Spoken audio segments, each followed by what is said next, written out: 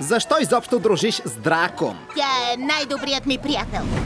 Ще доведем рядко създание. То ще те направи най-силния владетел на света. Да не е хамстер! Отвеждат приятелката ми в Африка. Ако искаш превоз, трябва да си го заслужиш. С малко пот и доста усилия.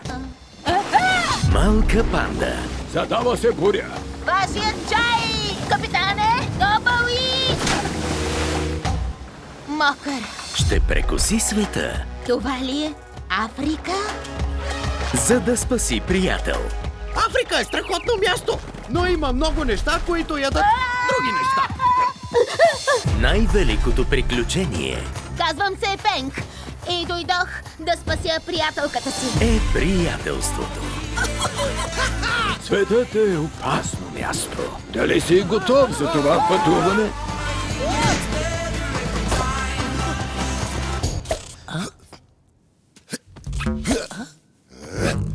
Ще спечеля ли награда накрая?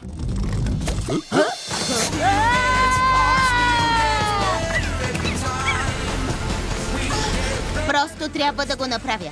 За Джилон.